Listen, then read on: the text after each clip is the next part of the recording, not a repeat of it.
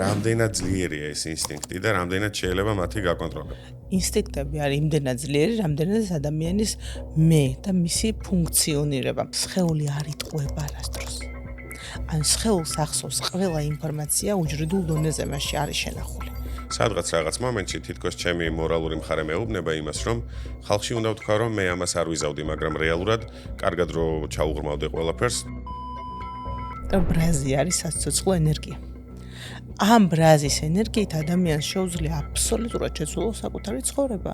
რამდენად არის შესაძლებელი, რომ ადამიანმა, რომელსაც ეს ნაცვლი ნივთიერება ნაკლები აქვს, ემპათია გამოიმუშავოს.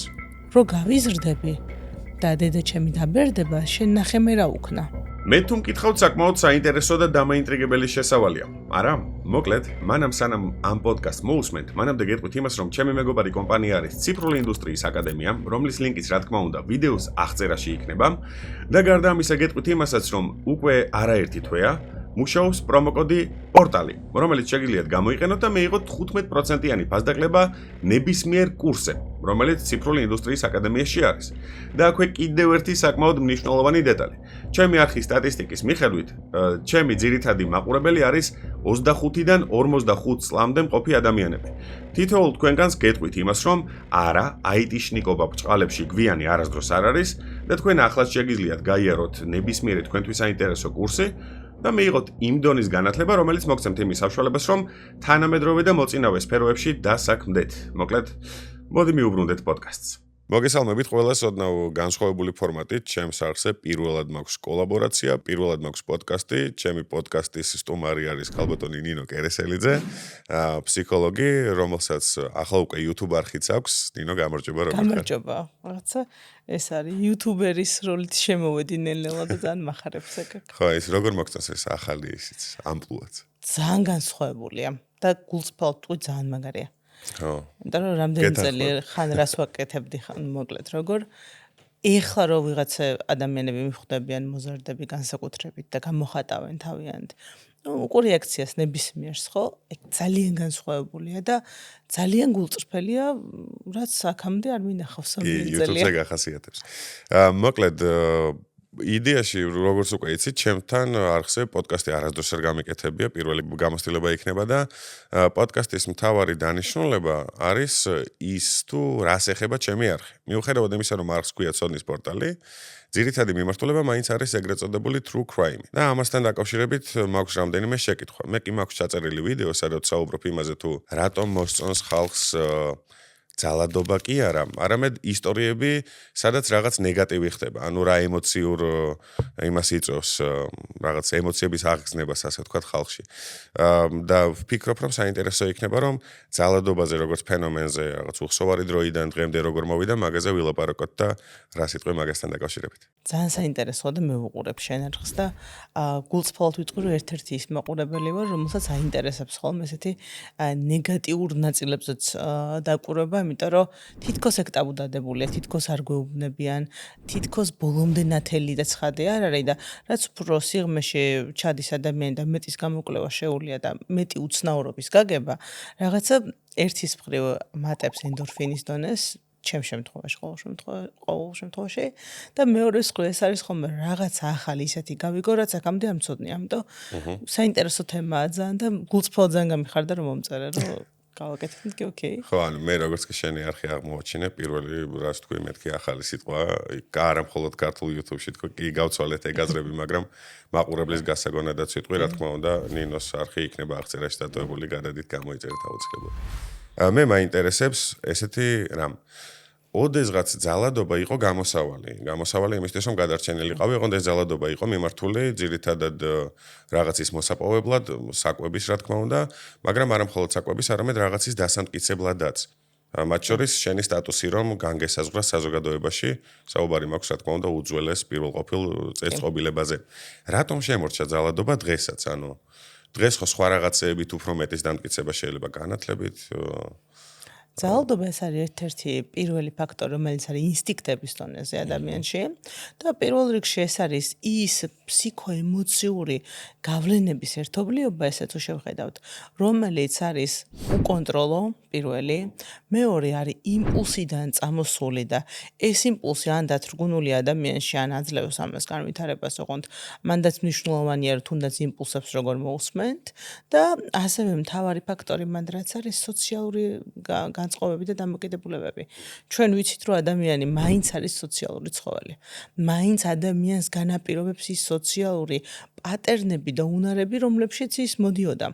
და თუ ამას კიდე შევხედავთ ცოტა უფრო სიღრმისეულად დავინახავთ, რომ ენერგეტიკულ დონეზეც კი ადამიანს ახასიათებს რა მოყვებოდეს წარსული ყველა გამოცდილება, რაც კი მის დაბადებამდე ყოფილა. გენეტიკურ კოდში რაც არის გენეტიკური ჩადებული. კოდიდან გამომდინარე, აბსოლუტურად ეს არის პატერნული ქცევა, რომელიც პირველი ინსტინქტია. თუნდაც აი პატარა ბავშვი რო დაიბადება და რაღაცა რო უნდა რომ აიღოს ამ ბავშვმა, რა ხო ტაცების მექანიზმი აუცილებლად უნდა მოკიდოს ხელი მომე. ხო ხშირად ესაც მოყვება ხოლმე. ანუ ეს ტაცების ინსტინქტი არის ის, რაც გენეტიკურ დონეზეა განპირობებული და შემდგომ ახლა თუ წაახალისა ეს სოციალურმა ფონმა და იმ გავლენებმა, რომელშიც ადამიანი ცხოვრობს, რა თქმა უნდა, ყალიბდება უფრო ამ ტიპის ადამიანად, რომელიც ნეგატიურ აქცენტებს მეც აკეთებს, ვიდრე პოზიტიურს, და ვთქვათ, ამ მოდი ესე ვიტყვი ძალადობით თუ რაღაცა მომპოვებლობით ამართლებს მის არსებობას. გასაგები. ნახე, სამი სიტყვა მოვინიშნე. ერთი იყო ინსტინქტები, მეორე იყო უკონტროლო და მესამე აი ეს ადამიანი რა სოციალური ცხოველია. პირველი რაც მოვინიშნე ინსტინქტები, იმიტომ მოვინიშნე, რომ მაინტერესებს.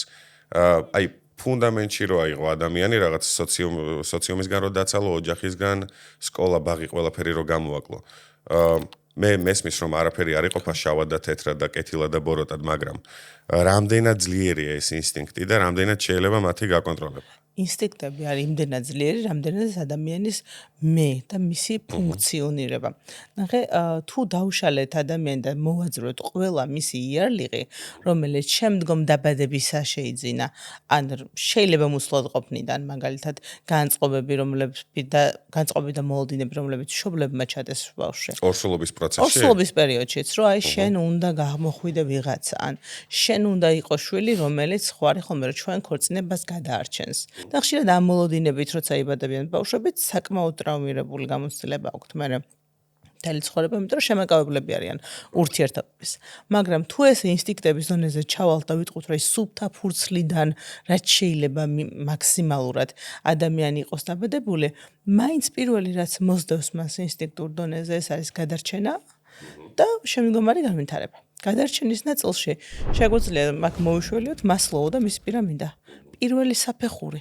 პირველ საფეხურზე რა გვაქვს? ვიტალური მოთხოვნილებები. ანუ ამ ვიტალურ მოთხოვნილებებში არსებობს აგრესია. იმისთვის რომ მე ვიკვებო თუნდაც მჭირდება აგრესიის გამოხატვა. მაგალითად ღეჭვის პროცესი ცალსახად არის აგრესიის გამოტანა. და თუ დავაკვირდებით, როგორი იკვებება ადამიანი, შეგვიძლია მაგით დავინახოთ, რამდენად მისი ემოციები გარეთ გამოდის. რამდენად შეუძლია ამ ადამიანს თუნდაც მართოს ეს ემოციები და რამდენად განცდადია საერთოდ მის შიგნით არსებული ფსიქოემოციური პროცესები. ხშირად არიან ადამიანები, რომლებიც საერთოდ არ ღეჭავენ, ისე ყლაპავენ და აი მათში აგრესიის დონე ხშირად არის ხოლმე დათრგუნული და ვსაუბრობთ, რომ როგორ ბრაზდები ვეკითხები ხშირად და ვერ ბრაზდები, იცი რატო უნდა გაუბრაზდე და ანუ გჭირდება და ბრაზი არის საცოცხლო ენერგია. ამ ბრაზის ენერგიით ადამიანს შეუძლია აბსოლუტურად შეცვლოს საკუთარი ცხოვრება.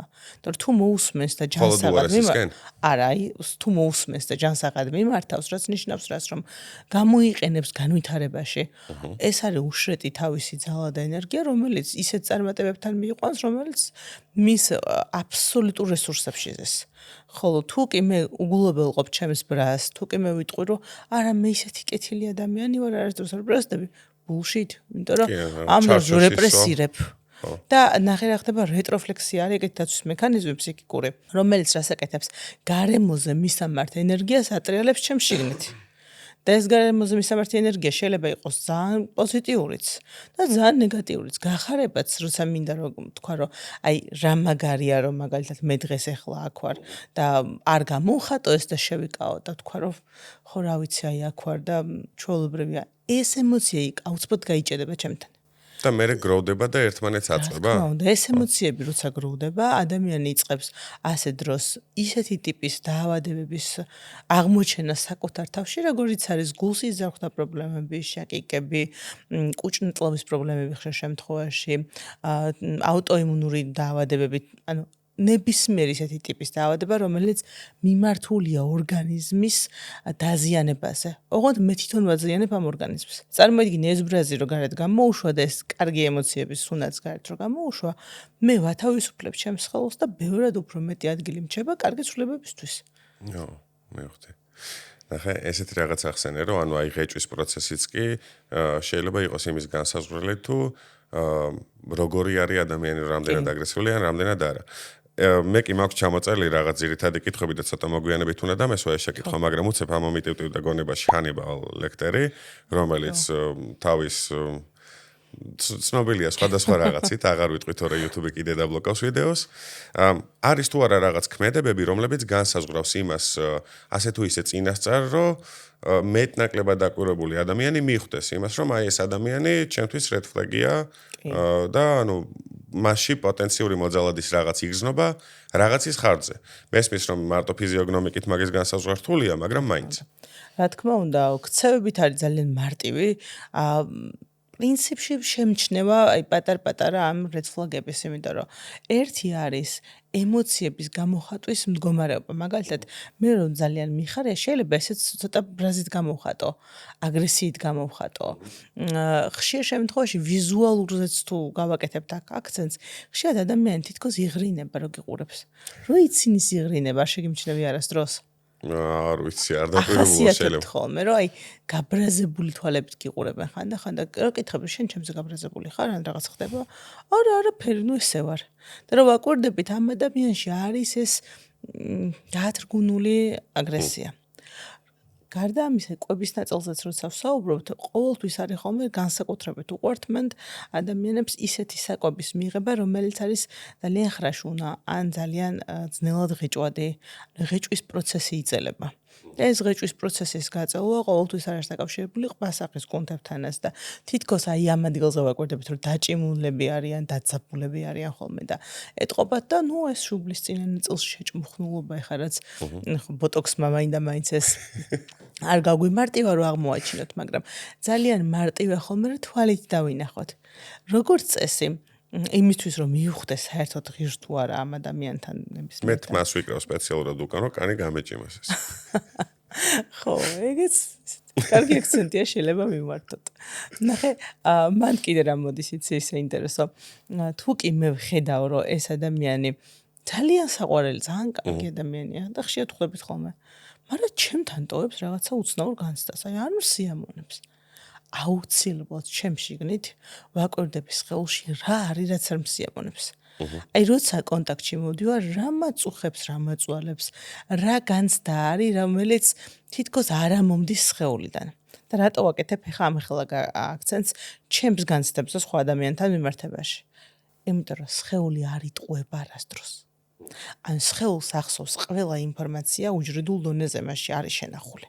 შესაბამისად, აი ეს პირველი გამოცდილებაც რაღაც ნეგატიური, არასასიამოვნო, რომელიც შეიძლება ადამიანს ჰქონდეს მაგალითისთვის, ვიღაცამ ყური აუწიათ, მამოწიწკნა თუ რა ვიცი, ხელში ჩაარტყა, ეს ამახსოვრდება ფსიქიკას. შესაბამისად, ეს კონკრეტული ადამიანი რაღაცა ემოციებს რო იწვევს ჩემში, მეც მიჩნდება ეს, რომ ვალიდურია თითქოს ეს ემოციები და რა თქმა უნდა, რომ ვალიდურია, იმიტომ რომ ჩემმა სხეულმა რაღაც მდგომარეობაში უკვე მანიშნა, რომ მოდი თხილად იყავი, ან მოდი დაუკვირდი.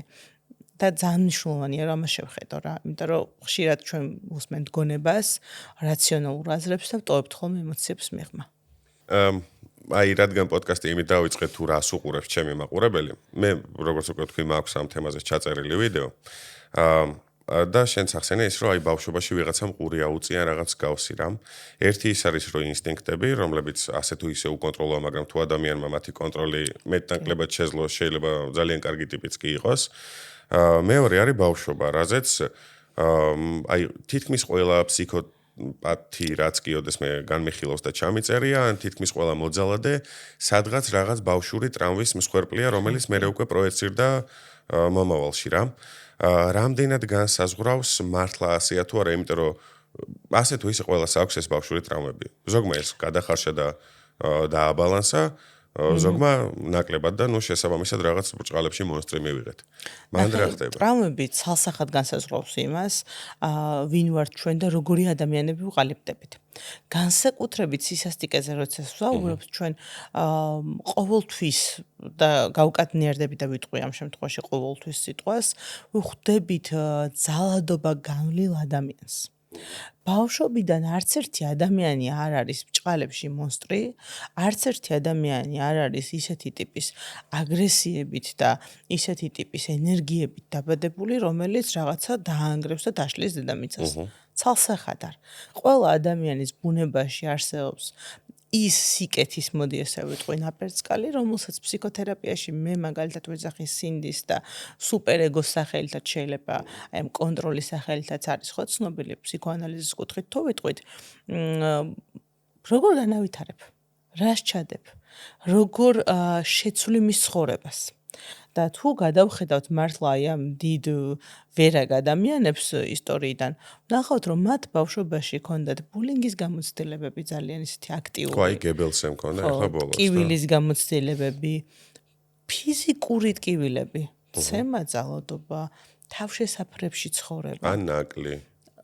ფიზიკურ ნაკლზე როცა ვსაუბრობთ, რა თქმა უნდა, ეს ერთ-ერთი ფაქტორი არის ხოლმე, უბრალოდ აქ აუცილებელია რომ გავითვალისწინოთ სოციუმი, რომელშიც ხვდება ადამიანი. იმიტომ თუ კი სოციუმმა ამაზე გააკეთა აქცენტირება და ისეთი მოდი მოწამლა დავარქვათ, ხო, მოწამლა დაიწყო ამ ადამიანის, რა თქმა უნდა, რომ ჩვენ ჩამოვაყალიბებთ საკმაოდ რესურსიან ბრაზიან ადამიანს, თუ ამ ადამიანში მართლაც არსებობს კიდე რაღაცა აგრესიის რესურსები და თუ გონებაც მოყვება ამას და კარგი IQ-ც მაგ შემთხვევაში ეს ჩვენი ემოციური ინტელექტი ცალსახად ძალიან დაბლა წამოვა და შეიძლება გაყინოს ემოციები ადამიანმა და იმდენად დიდი სისასტიკით მოიქცეს, რომელიც წარმოუდგენელია და გაუგონარია.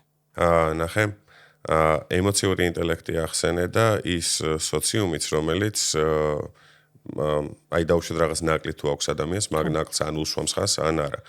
თანამედროვე სკოლებში ბულინგი, ну, ყოველ შემთხვევაში პედაგოგები ამას უსვამენ ხას, რომ ეს ცუდია და ზედმეტია, მაგრამ ბავშვები რას აკეთებენ, ეგ მეორეა. ну, გავლენა სხვადასხვა სფეროდან მაინც აქვთ, მათ შორის ფილმებიდან, იქიდან, აქედან. ხშირად ჩვენ ვხედავთ ხოლმე იმას, რომ საკმაოდ მაღალი ემოციური ინტელექტიც აქვს ამ ადამიანებს, ანუ მოძალადეებს, ფსიქოპათებს. და ემოციური ინტელექტის გარდა IQ-ც საკმაოდ მაღალი აქვს. რამდენად განსაზღვრავს მაღალი ინტელექტი, უпростоრად, რამდენად დიდი როლი აქვს მაღალი ინტელექტს და მოძალადე ფსიქოტიპის კორელაციას? უფრო უკეთ ახერხებს დაუშვათ რაღაცების შეფარვას? თუ მეტი ვიცი, რაც მეტი რესურსი მაქვს, იმდენად მეტის გამოყენება შემიძლია. შესაბამისად, ჩვენ თუ საუბრობთ იმაზე, რომ ადამიანი განსაკუთრებით მაღალი ინტელექტის მქონია, თუნდაც ემოციურის, რა თქმა უნდა, მას შეუძლია განიცადოს ის ემოციები ბევრად უფრო მძაფრად და ბევრად უფრო მძაფრად გააკეთოს სხვა ადამიანზეც ფოკუსირება. შესაბამისად, ხო, არის ეს მომენტი და კორელაციაზე შეიძლება ვისაუბროთ, მიუხედავად იმისა, რომ გულწრფელად ვიტყვი, მე ამ კვლევებზე არ ჩამიხედავს და არ მაქვს ესეთი ინფორმაცია, რომ სამეცნიერო კუთხით ვთქვა, მაგრამ დაშვების და თეორიის დონეზე შემიძლია ცალსახად ვივარაუდო, რომ მჭიდრო კავშირში არის, რაც უფრო მეტად გონიერი ადამიანი, რაც უფრო მეტად განათლებული ერთის მხრივ ადამიანი და მეორეს მხრივ ემოციური ინტელექტი აქვს განვითარებული, მით მეტად შეუძლია იმ ტკივნეულ წერტილებს დააჭიროს ადამიანს. მით მეტად შეუძლია ატკინოს ადამიანს რაღაც მხრივ. იმიტომ რომ გაცნობიერებულად აკეთებდეს შესაძლებელი ამ ყველაფერს. ხოლო თუ კი გაუცნობიერებლად აკეთებს, მან ვსაუბრობთ იმაზე, რომ როგორ ვერ გადაალახა ის მდგომარეობები, რაც გაიარა.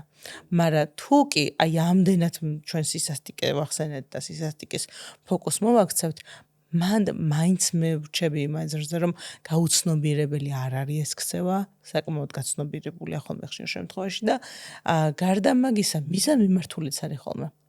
აი მაგალითისთვის სკოლა ახსენეთ და მე მქონია ეგეთი გამოცდილება, მოზარდთან ბევრი წლის წინ მუშაობდი და მითხრა რომ მე სახში რაღაცაზე აი მირტყავს მოკლედ დედა, იქ იყო რა თქმა უნდა ზომები მიღებული შემდგომ, მაგრამ რო გავიზრდები და დედა ჩემი დაბერდება, შენ ნახე მე რა უქნა.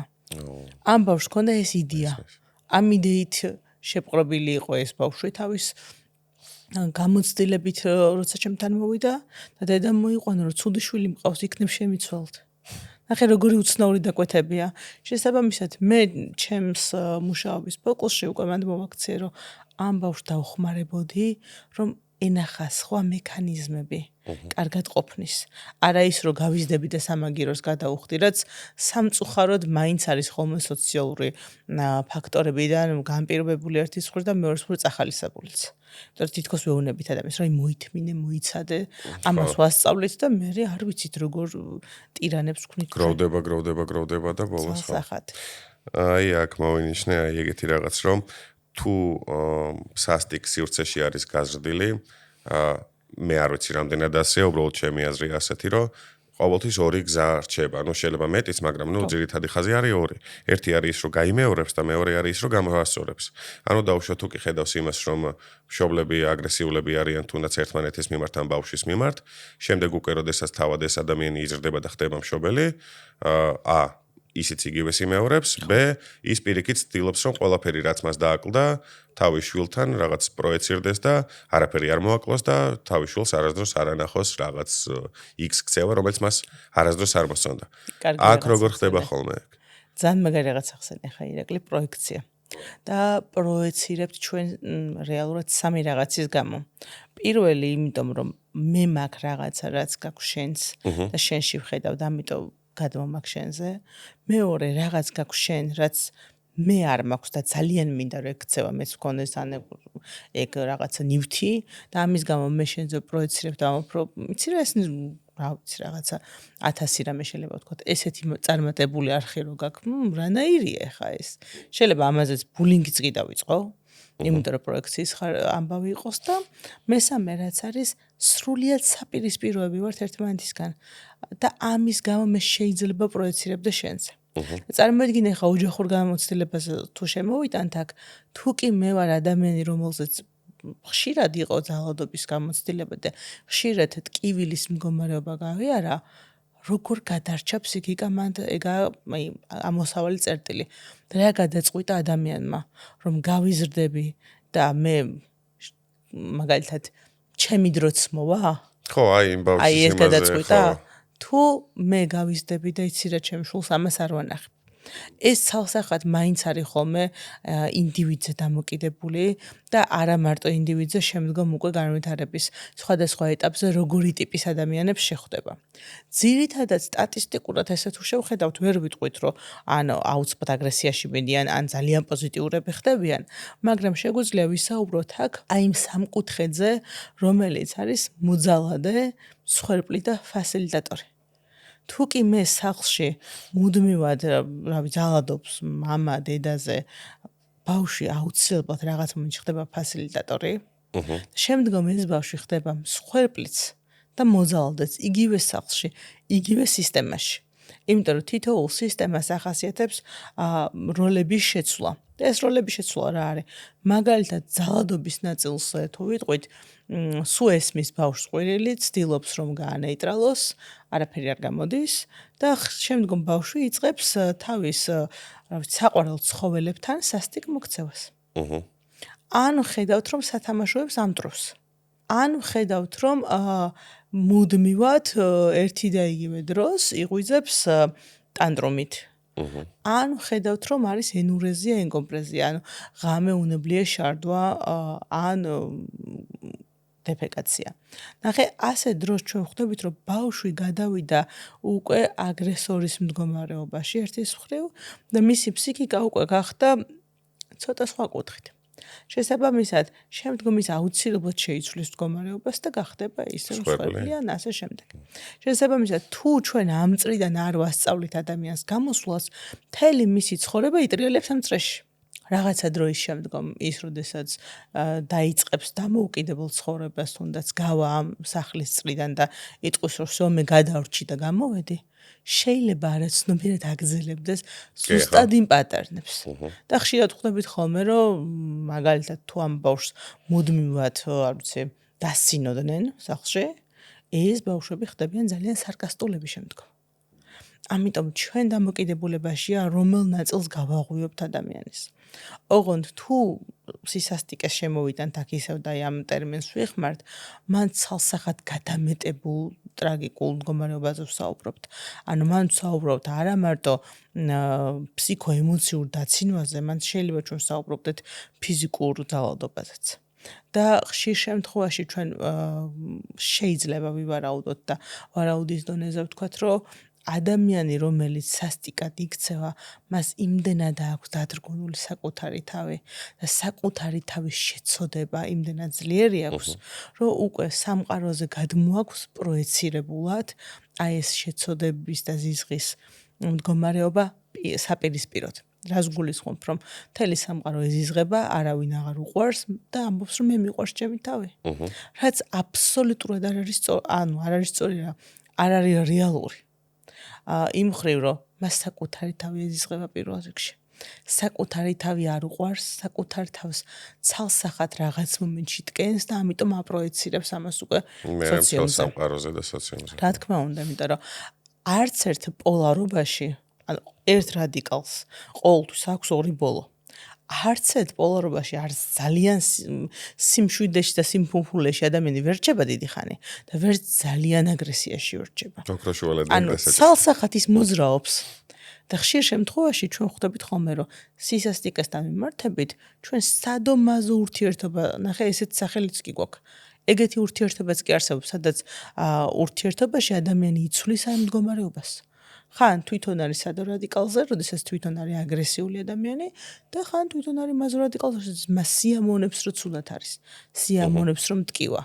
და ჩვენ ცალსახად ვეხებით ფსიქოლოგიის კუთხით თუ ვიტყვით დარღვევას, რომელიც არის პათოლოგიური დარღვევა და აუცილებელი ასე დროს უკვე იმუშაოს ფსიქოთერაპევტმა, ჩართული იყოს ფსიქოლოგით შემდგომ ამ მკურნალობაში და ხანდახან არის სიტუაციები, რომ ფსიქიატრის ჩართვასაც კი ითხოვს. განათლების საკითხს რადგან შევეხეთ, მთელი რიგი ექსპერიმენტები არის ჩატარებული და მათ შორის სტენფორდის ექსპერიმენტი მაყურებელს მიმართავ, თუ სურვილი გექნებათ ჩავწერ მაგ საკითხზეც ვიდეოს აუცილებლად, მაგრამ და კი რაღაც მოკლე მიმოხილვას გავაკეთებ. ჩატარდა ექსპერიმენტი, სადაც შეკრიბეს სრულიად ესე შემთხვევითი შერჩევითობის პრინციპით ადამიანები, რომლებიც მაინც და მაინც დიდად ძალადობით აქამდე არ გამოირჩეოდნენ, არ ჰქონდათ ნასამართლეობა. და ასევე შემთხვევითობის პრინციპით მიანიჭეს სხვადასხვა სტატუსები. ზოგი იყო ეგრეთ წოდებული ბადრაგი, ანუ ციხის მცველი, ხოლო ზოგი პატიმარი, ამ პატიმრებს გაუქრეს სახელები, ნომრები მიენიჭათ და ანუ თავიდან ყველაფერი კარგად მიდიოდა, მაგრამ მერე ფაქტობრივად ექსპერიმენტი მწყობრიდან გამოვიდა და ბადრაგები გახდნენ მოძალადეები. რას გულისხმობ, როცა მეგობდები, რომ ექსპერიმენტი მწყობრიდან გამოვიდა? ხო, ნუ უბრალოდ ექსპერიმენტმა გაამართლა. ხო, იდეაში გაამართლა, ხო, ანუ მაგ ექსპერიმენტმა რა დაამტკიცა, რომ გარემო და სისტემა რაღაც მხრივ შეიძლება ავტომატურად ყველაზე რბილ ადამიანსაც კი აქცევდეს მოძალადედ? ცალსახად რა თქმა უნდა, თუ კი მე მიდგას არჩევანი მე გადავრჩე. თუ ჩემი მოდი ესე ვთქვი, როლი გადარჩეს, მე ვიწყებ გადარჩენას ჩემი მესი. და პირველ ნაწილზე მოდის მოთხოვნილებები. აბა გამოკეტი ადამიანი რამოდენიმე დღე საჭმელის გარეშე. პირველად ისევ მასლოვის პირველ საფეხურზე ვართ. გამოკეტე ადამიანი პირველადი საჭიროებების გარეშე. რამოდენიმე დღეში მისი ფსიქიკა აუცილებლად დაიწყებს ამაზე რეაგირებას. ჩემ ბოლო ვიდეოს პრინციპში მაგაზია სამწუხაროდ. ცალსახად ეს არის. და სტენფორდის ექსპერიმენტი, რომელიც ესე ზიმბარდოს ექსპერიმენტის სახელითაც არის, ხო ცნობილი. აბსოლუტურად არის რა როლის და იარლიყის მოშორება ადამიანზე, სოციალური ნორმებიდან ამოყვანა ადამიანის და დაყვანა იმ ინსტინქტების დონეზე, რომელიც ყველა ადამიანში არის ცალსახად. ზოგთან უფრო მარტივია და მალე წყდება, ესე თუ ვიტყვით, ზოგ ადამიანთან ამას რაღაც პერიოდი ჭირდება. ოღონდ მაგ ექსპერიმენტში კიდე საინტერესო რაც არის ჩემთვის, ის როლები, რომლებიც შემდგომ მისცეს. შემთხვევით ხომ არ იყო შერჩეული არც ბადრაგის როლი, არც პატიმრის როლი, არც თუნდაც იქ აგრესიული პერსონაჟებიც იყო ხო შემოტანილი. მან ძალიან მნიშვნელოვანი ნაწილი რაც არის, ყველა ადამიანთან გათვალისწინებული იყო ის სოციალური ნორმები, რომლებშიც ის ცხოვრობდა. შესაბამისად ექსპერიმენტამდეც რა თქმა უნდა და მნიშვნელოვანი ნაწილი მან რაც არის კიდე სახელები გაუქრეს. ანუ მისცეს მას რაღაც X ციფრები, რომლებიც იდენტობას აბსოლუტურად ანულებდა. ნახე, მე თუ ჩემი იდენტობა გავანულე, ესე იგი მე არაფერი აღარ მიჭერს. თუ მე არ ვიცი რომ მე ვარ ნინო კერესელიძე, მე და არავინ არ ვარ. ეგეთი განცდა. და ვერავინ ვერ გაიგებს ვინ ხარ. ბუნებრივია მეტი თავისუფლება მაქვს, მეტად მივცე ჩემს ინსტინქტებს გასაქანი. და ხშირ შემთხვევაში ოდნავ უფრო სირბილით ვიტყვი ამაზე, ადამიანები, რომლებიც აი მაგალითად საზღვარგარეთ მიდიან. და არიცნობენ ენა არ ესმის ხო? განსაკუთრებულად სხვანაირი დიქციებია. მივხვდი კი რასაც ამბობ. და ამბობენ ხოლმე რომ ხშირად მსმენელი თავისუფლებას ეძახიან ამას. და არადა ეს თავისუფლება რეალურად აქაც არის, ყველგან არის. თუ კი შენ თავს აი როლს ცოტათი მოხსნე. და სტენფორდის ექსპერიმენტში მთავარი ნაწილი რაც იყო არის ის, რომ ყველა მოძალადე გახდა. ექსპერიმენტი გააჩერეს მარტო იმიტომ, რომ კონტროლი ფიზიკურად შეუძლებელი იყო. და იყო ამაზე საუბარი რაღაც პერიოდს მე გაიმეორებდნენ ამ ექსპერიმენტს, დაახლოებით 13 წლის წინაც იყო ამაზე საუბარი, უბრალოდ აზრი არ აქვს რეალურად. ყველა შემთხვევაში მივიღებთ ზუსტად იგივე გამოცდილებას, იმიტომ რომ სოციალური ნორმები სამწუხაროდ თუ საბედნიეროდ განაპირობებს იმას, გავაკეთებთ თუ არ გავაკეთებთ რაღაც ქცევებს. მივცემთ თუ არა თავს უფლებას. ზუსტად ეს არის მაგნაწილშიც. ამიტომ ის ესე ვთქვათ აგრესიის ფონი, რომელიც ადამიანებმა იქ გამოხატეს, ძალიან ბუნებრივია და შენთანაც არის, ჩემთანაც არის და ყველაზე კეთილ ადამიანშიც არის დედამიწაზე. ანუ აი ეხლა ზუსტად ეგ უნდა მეკითხა რა. აღონ და არ ვიცი რამდენად მაქვს ამ კითხვის დასმის უფლება. აი შენ თვითონ თქვი რომ აი მე რო გამიქრონო ნინო კერესელიძეობაო და ნომერი გავხდეო. ან როგორ ფიქრობ, მან როგორა ალბათ ყველას გვაქვს ის მომენტი, რომ აი მე უფრო მეთხანს გავქაჩავდი, ალბათ, არა? მე ვერ გავქაჩავდი მეთხანს ზუსტად. პირველივე დღესვე ეჭვებოდი ყველას. მე ძალიან ბრაზიანი ადამიანი ვარ მაგ კუთხით. მე კონტაქტში ვარ იმ ემოციებთან, რომლებიც მაქვს და ძალიან კარგად ვიცი, რომ ძალიან ბრაზიანი შემიძლია ვიყო. ისევე როგორც შემიძლია ვიყო ძალიან კეთილი, ძალიან ემოციური და თან კეთილსაც ესაა განსხვავება, ვისთვის კეთილი, ჩემი თავისთვის, სხვისთვის კეთილი. იმიტომ რომ ალტრუიზმზეც კი როცა ვსაუბრობთ, ეს ყველაზე დიდი ეგოიზმია. იმიტომ რომ მე არ ვაკეთებ და არც არავინ სიკეთეს, იმიტომ რომ იმ ვიღაც ადამიანს თუ ესე ვამბობთ, ძალიან ვიტყუებთ თავს. ჩვენ ვაკეთებთ სიკეთეს იმიტომ, რომ ჩვენ ეს შეგვიძლია. და ამით ჩვენ თავს ვეუბნებით, რომ აუ ნახე მე რა კაი ტიპი ვარ, ამის რესურსი მაქვს. შესაბამისად, ის წლები რაც ფსიქოთერაპიაში გავატარე, ვიცი დაახლოებით რა რესურსები მაქვს, ხო? რა ემოციური ფონი შეიძლება მქონდეს როგორც ძალიან პოზიტიური, ასევე ძალიან ნეგატიური. შესაბამისად, მე მახასიათებს ჩემი ესე ვთქვათ ჩემი ემოციური ფონით მე მახასიათებს ძალიან ნეგატიური ვიყო. ხო. შემიძლია ვიყო და ხშირ შემთხვევაში ვარ ხოლმე კიდეც, რაც შეიძლება ადამიანებისთვის არც ისე პოზიტიური არ არის, მაგრამ ამ ექსპერიმენტში რო ყოფილიყავი, არ ვიცი რა იქნებოდა გულწრფელად, იმიტომ რომ არ ყოფილვარ, არ მომინდებოდა ყოფნა. და ძალიან გულწრფელები იქნები, იმიტომ რომ ძალიან მეშინია ვნახო ის, ვინ შეიძლება ყოფილიყავი და აქ აი ცალსახად ძალიან გულწრფელად ვიტყვი. ხო, არ მომინდებოდა. იმიტომ არ ვიცი არც ერთ როლში როგორ ვიქნებოდი. აი ჩემი ბოლო ვიდეო ეხებოდა ალპებში ჩამოვარდნილ თვითფრინავს, სადაც 72 დღე იყვნენ ეს ადამიანები ჩამოვარდნილი, ბევრი დაიღუპა და ამათ გადარჩენისთვის მოუწიათ მოკლედ მეგობრების გარდაცვლილის სხეულების გამოყენება საკვებად მოკლედ რა. და ვიდეოს ბოლოში ვსვავ შეკითხვას თქვენ რას იზავდით, თქო, ან უпростоოდ რას ფიქრობთ ამასთან დაკავშირებით, თქო. სადღაც რაღაც მომენტში თითქოს ჩემი მორალური მხარე მეუბნება იმას, რომ ხალხში უნდა ვთქვა, რომ მე ამას არ ვიზავდი, მაგრამ რეალურად კარგად რო ჩაუღრმავდე ყველაფერს, დიდი ალბათობით კი არა, შეიძლება პირველი არ ყოფილიყავი, მაგრამ თლად ისეც არ იქნებოდა, რომ ბევრი დამასწრებდა. იმიტომ რომ თვითგადარჩენის ინსტინქტი ვიცი რამდენს ნიშნავს. მაგრამ მაშინ როცა ძალადობის საკითხზე ვსაუბრობთ, მსმენია ესეთი რაღაც, რომ ძალადობა მხოლოდ ის არ არის, სად გაიზარდე, როგორ გაიზარდე და ასე შემდეგ, ასევე ბიოლოგიური ფაქტორებიც არის და მათ შორის ნაცრისფერი ნივთიერების რაოდენობა ტვინში, რომელიც პასუხისმგებელი არის ემპათიაზე.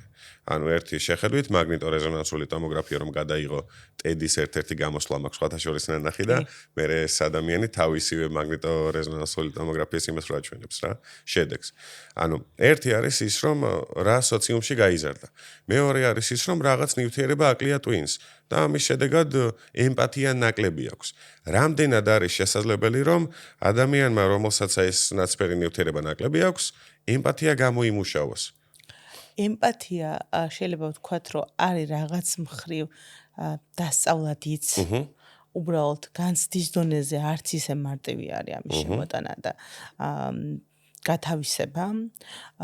მე ვიცი, რომ წლების წინ იყო საქართველოშიც რაღაც მსგავსი ექსპერიმენტი, როდესაც თავის ტვინის გადაღება ხდებოდა, სადაც იყო შემოწმება ზუსტად ამ ნაცრისფერი ნივთიერების რაოდენობა და შემდგომ იყო საუბარი დამნაშავეებში თუ? არა, მოზარდებზე იყო აქ საუბარი, რაც რა თქმა უნდა, როგორც ვიცი, მე ეს ექსპერიმენტი შეჩერდა. უბრალოდ მანდ იყო ნახეთ როგორ რაღაცა იკვლევდნენ ადამიანები, რამდენად სავარაუდოა, რომ ეს ადამიანი შეიძლება გახდეს თუ არა მოძალადე. ანუ რაღაც ხრივ ხო, არც ისე პოზიტიური ამ კუთხით თუ ვიტყვი, მაგრამ შეიძლება გავსაზღვროთ. იარლიყების მეწება წავიდო და ზუსტად. აი, ამიტომ არის ეს არახუმანური ესე თუ ვიტყვით. ამიტომ მე ძალიან ვერიდები ხოლმე ამაზე საუბარს ესე. იმიტომ რომ არც მჯერა გულწრფელად იმის რომ თუ კი რაიმე ნივთიერება ადამიანს არ აქვს, მას არ შეუძლია იყოს პოზიტიური ადამიანი, ან ემპათიური ადამიანი, ან კიდევ ბევრი რაღაც დამატებით, ხო? მე ძალიან უყურებ იმას, რომ ადამიანს შეუძლია ნებისმიერი ემოცია, ნებისმიერი განცდა გამოიმუშაოს. ისევე როგორც შეუძლია დაივიწყოს. შესაბამისად, თუ კი მე ვსაუბრობ, რომ მე შემიძლია დავთრგუნო ჩემი ემოციები და ემპათია დავთრგუნო, მაშინ მე შემიძლია განმოვითარო და განვღვიო. გარდა ამისა, ფსიქოთერაპიის სწავლების დროს, როდესაც რაღაცა ფსიქოთერაპევტი მომავალი გადის თავის წვრთნას, მას ყოველთვის ჩვენ ვუკეთებთ სავარჯიშოებს, რომლებიც არის ემპათიის გამავითარებელი მეტად. გამაღვივებელი. რა თქმა უნდა, სულ მცირე ვსაუბრობთ იმაზე, რომ გაგება შეეძლოს ადამიანის და მის, ესე ვთქვათ, სხეულში შესვლა. და იმ განცდების დაჭერა საკუთარ თავში. შესაბამისად, თუ კი ჩვენ ამას ვამბობ და ვადასტურებთ, რომ ვასწავლით კიდეც სტუდენტებს, რატომ არ შეუძლიათ ნებისმიერ ადამიანს? ყველას აქვს ამის უნარი. თავარი არის მოინდომოს ადამიანმა ცვლილება. აი, ყველაზე ალბათ გადამწყვეტი ამ შემთხვევაში არის ის, რომ ადამიანმა გადაწყვიტოს იყოს თანაგანცდაში ადამიანებთან და არა ადამიანების წინააღმდეგ. რაც ხშირ შემთხვევაში არის ხოლმე ის ვიტყვი ყველაზე ისეთი რბილი ხაზი, რომელიც ძალიან მარტივად დარღვევადია. და მარტივად დარღვევადია იმ მხრივ, რომ ემოციურად თუ კი ადამიანი კიდევ და კიდევ განიცდის რაღაც გაუფასურებას ან ტკივილს, მარტივად შეიძლება ხელი აიღოს ამ სწავლისგან. და თქვას რომ მომბეს და ხო, შეიძლება ძალიან ვცდილობდი მე რომ ემპათიური ვიყო და არ გამომდიოდეს და გრძელდებოდეს ჩემზე ტკივილების მოყენება. და ვერ ვიცავდე ჩემს საზღვრებს. არ ვიცოდე ეს როგორ. ამიტომ კომპლექსურია მანდ მუშაობაც რა. აუცილებლად მუშაობთ პიროვნულ საზღვრებზე, ფიზიკურ საზღვრებზე ცალსახად, მუშაობთ ემპათიის განვითარებაზე და მუშაობთ იმ დაგროვილი წყენების და ბრაზის გაშვებაზე, რომლებიც დროთა განმავლობაში დაგროვდა. და თუ კი თერაპიას იწყებს ხოლმე ადამიანი ესეთი ჭყალებში ვიტყვით, ძალიან გაბრაზებული, პირველი ყოველთვის ვეუბნები ხოლმე, რომ რა არის, რასაც არ პატიობ შენ თავს. რა არის, რასაც არ უშვებ. და თუ დაიწყო იქ დედაზეა გაბრაზებული მამა, ბებია, ბაბუ, არა აქვს მნიშვნელობა. ყოველთვის ყველა ის არის მიდის საკუთარ თავთან. მომავალი წერტილი ეს შენგანი მე გასწრები. როგორ ეს რანაირად, ამიტომ ხო, საკუთარი თავი ეხმარება ადამიანს ფსიქოთერაპიულ პროცესშიც. მსგავსი კითხვა რამ გამიჩნია, იცი? მარტო ამან არა, ისე იდეაშიც რადგან არხის მიმართულება ასეთი მაქვს, ბუნებრივია რაღაც თავის დროზე მეც ესეთი სერიალების თუ ფილმების მსხვერპლი ვიყავი თუ უბრალოდ მაყურებელი არ ვიცი. აი დექსტერი არის ერთი ესეთი სერიალი, სადაც სერიული მკვლელი თან პოლიციაში მუშაობს, არის სისხლის შეფების ანალიზების, რავი, სპეციალისტი და მას არ აქვს ემპათია და ის ხელოვნურად ცდილობს რომ გამოიმუშაოს, მაგრამ დექსტერის გარდა არის მთელი რიგი სერიალები და ზოგადად ჰოლივუდში მიმართულება და არა მხოლოდ ჰოლივუდში, ევროპულ კინოშიც რა თქმა უნდა, სადაც მთავარი გმირები ანტაგონისტები არიან. მათ შორის კომიქს გმირებიც, მაგალითად Deadpool-ი, ან ცნობილი სერიალების გმირები, მათ შორის Breaking Bad-ის Walter White-ი, სერიალი You, სადაც მთავარი გმირი ფსიქოპათია და ასე შემდეგ და YouTube არხის წოდნის პორტალი, სადაც სულ ფსიქოპათებზე მიდის საუბარი. რატომ გადაწყდა თავის დროზე, რომ ამ მიმართულებას რაღაც ქონოდა არსებობის უფლება? იმიტომ რომ ერთი შეხედვით ცუდი ტიპია. რატომ უნდა გულშემატკივრო? მაგრამ გულშემატკივრო. ხო, მან საინტერესო აქცენტი არის ის, რომ ხშირ შემთხვევაში გულშემატკივრობთ თუ ამბობთ, გულშემატკივრობთ ჩვენ შიგნით არსებულ იმ ნაწილს, რომელიც ჩვენ შიგნითაც არის. ნახეთ, ჩვენ არ შეგვიძლია ადამიანში კი არა, არსად სამყაროში რაიმე შემჩნევა, რაც ჩვენში არ არის. ჩვენ მარტო შეგვიძლია აღვიქვათ ისეთი რაღაცეები, რაც ჩვენ შიგნით არის. შესაბამისად, მე თუ ძალიან გულშემატკივრობ ვიღაცას ან რაღაცას, არ აქვს მნიშვნელობა რა არის და ვინ არის. ეს ამბავი ჩემთანაც მიმდინარეობს. ჩემშიც რაღაც დონეზე, ძალიან პატარა პროცენტულ დონეზე, მაგრამ არის. და ჩემ ზუსტად იმ ნაწილს გულშემატკივრობ, რომელიც ძალიან ანტაგონისტია. ძალიან ბრაზიანია და მისი ერთადერთი სურვილი არის, რომ გადაწვას დედამიწა. და ვაძლევ ამ დროს პროექციის საშუალებით უფლებას, რომ გამოვიდეს წინა ხაზზე. და თითქოს აი ჩემი შინაგანი ის ნაწილი იღებს კმაყოფილებას, რომელიც უყურებს ამ ყველაფერს, ხო? თუ ამ კუთხით შევხედავთ, შეიძლება გაჩნდეს ახლა ეგეთი არაპოპულარული ტექსტის ჩემი ტექსტის მერე ეგეთი სიტუაცია, რომ რა ეხა ჩვენ ის ვართ, რა ქვია, მკვლელები ვართ, რა ჩვენ, რა ვიცი, ადამიანები შეგვიძლია საკვებად გამოვიყენოთ, ან რა ჩვენ, მოკლედ, რაღაც ყველაფერი შეგვიძლია ვქნათ, ის რასაც უყურებთ ჩვენ ვართ, კი, ის რასაც უყურებთ ვართ ჩვენ. ის რაც ყველაზე მეტად გვაინტერესებს, ჩვენ ის ნაწილია, რომელიც გამოკვლეული არ გვაქვს. რასაც უსმენთ? რასაც უსმენთ ხო, რა თქმა უნდა. ამოჩემებული მელოდიები, ამოჩემებული სიმღერები. ამოჩემებულად ხშირად ამას წინათ მითხრა ერთმა კლიენტმა. მეო ხშირადო მოტივაციის ძალიან წარმატებული ქალია დიდი. ასაკით დიდი. ამბობს ეგეთ რაღაცას, რომ მეო მოტივაციისთვისო უსმენო ჰიტლერს. რას უსმენ? ან მქონდა შოკი, ის რომ ჰიტლერს რომელი მოტივაციით უსმენ მქონდა. და მან საინტერესო რა არის, რომ ეს ადამიანი საკუთარი თავის მიზღვნით იყო აღფრთოვანებული. ხო, ამ ხელას ისასტიკა გააკეთა იმ კაცმა, წარმოუდგენელი საშინელება. ბოლოდ იმ საშინელებაშიც როგორ სჯეროდა იმ საშინელების თვითონ. მივხვდი. რამდენად მოცული იყო იმ საშინელებით თვითონ და ეს რაღაცა რასა, როგორ ეგონა რომ ესე იყო. ჰარი პოტერი თუ გიყვარს? ძალიან. მე გეტყვი ერთ აი ზუსტად მაგ ანალოგს. ხო, ჰარი პოტერი ძალიან მიყვარს. და ხო, მან ეგ არის ძალიან მნიშვნელოვანი რა, რომ რაც მე აღმაფრთოვანებს, არის ჩემს შიგნით. ამიტომ რომ დაუკვირდეთ, რას უყურებთ, რას უსმენთ. აი ბავშვობის პერიოდში კიდე ერთხელ ბავშვობასთან მივდივარ, რა ვქნათ, ყველაფერი იქიდან იწყება. რას უყურებს ბავშვი და რას თამაშობს? რატო ამბობთ ხოლმე ეხა და ბავშვთა თერაპევტები და ფსიქოლოგები განსაკუთრებით აქცენტურად ამბობენ, რომ არ მიცეთ საშუალება კომპიუტერულ თამაშებში ითამაშონ ისეთი თამაშები, სადაც ბევრი სისხლია. სადაც ბევრი აგრესია.